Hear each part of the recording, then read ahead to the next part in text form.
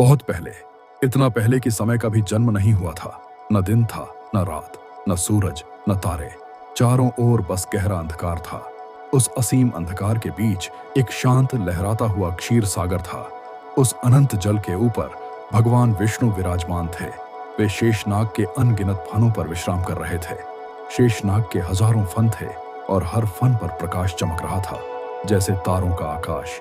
यह दृश्य केवल एक कथा नहीं, बल्कि एक प्रतीक है। विष्णु अनंत चेतना के प्रतीक हैं और शेषनाग अनंत काल के। समय और चेतना तो थे, लेकिन सृष्टि अभी प्रकट नहीं हुई थी। एक दिन विष्णु की नाभि से एक कोमल कमल प्रकट हुआ। वह कमल धीरे धीरे बड़ा हुआ और उसके ऊपर ब्रह्मा प्रकट हुए। ब्रह्मा ने जब आंखें खोली तो चारों ओर केवल अंधकार था। उन्होंने सोचा, मैं कौन हूं? मैं कहां से आया हूं? यही प्रश्न सृष्टि की पहली ध्वनि बना। तब उन्हें भीतर से संकेत मिला, तपस्या करो। ब्रह्मा ने हजारों वर्षों तक ध्यान किया। ध्यान के द्वारा उन्हें ज्ञान प्राप्त हुआ और तब सृष्टि की रचना आरंभ हुई। सबसे पहले ब्रह्मा ने आकाश, वायु, अग्नि, जल और पृथ्वी की रचना की। इन्हीं 5 तत्वों से पूरा जगत बना। सूर्य, चंद्रमा, ग्रह, नक्षत्र, देवता, असुर, मनुष्य, वन, पर्वत और समुद्र सब इसी सृष्टि का भाग बने। इस संपूर्ण रचना को ब्रह्मांड कहा गया। ब्रह्म अर्थात परम सत्य और अंड अर्थात ब्रह्मांडीय अंडा। ऐसा माना गया कि यह ब्रह्मांड एक अंडे के समान है, जिसके भीतर सब कुछ समाया है।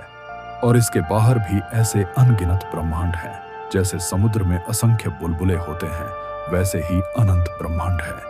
प्रत्येक ब्रह्मांड का अपना ब्रह्मा, अपना विष्णु और अपना शिव होता है।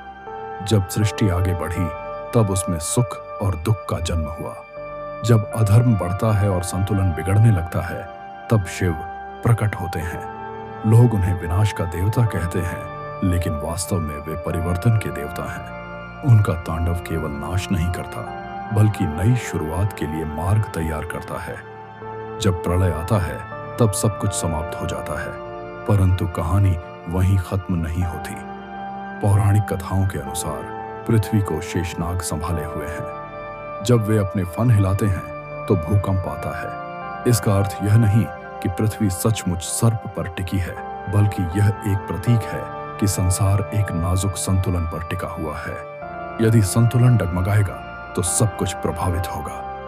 पुराणों में कहा गया है कि ब्रह्मा का एक दिन 4.32 अरब वर्षों के बराबर होता है। इतने समय तक सृष्टि चलती रहती है।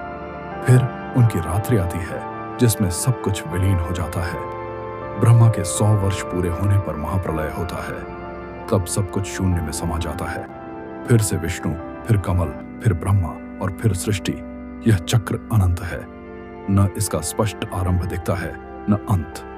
इस कथा का सार यह है कि विष्णु पालन करते हैं, ब्रह्मा सृष्टि की रचना करते हैं और शिव परिवर्तन लाते हैं। शेषनाग समय और संतुलन के प्रतीक हैं। यह कथा केवल धार्मिक विश्वास नहीं, बल्कि एक गहन दर्शन है। यह सिखाती है कि सब कुछ परिवर्तनशील है और सब कुछ एक चक्र में चलता है। मनुष्य का जीवन इस विशाल ब्रह्मांड में भले ही छोटा हो, पर उसमें भी एक उद्देश्य है, मोक्ष प्राप्त करना और जन्म मरण के चक्र से ऊपर उठना। और शायद आज भी वही प्रश्न गूंज रहा है जो ब्रह्मा ने पहली बार पूछा था, मैं कौन हूं? अगर आपको भगवान और उनकी लीलाओं के बारे में जानने में रुचि है, तो अभी हमारे इस चैनल को सब्सक्राइब करें और बेल आइकन दबाएं, ताकि आपको कोई यह न कह सके कि आपको यह पता नहीं था। फिर मिलेंगे अगली एक और रोचक वीडियो में। तब तक के लिए धन्यवाद। नमस्कार।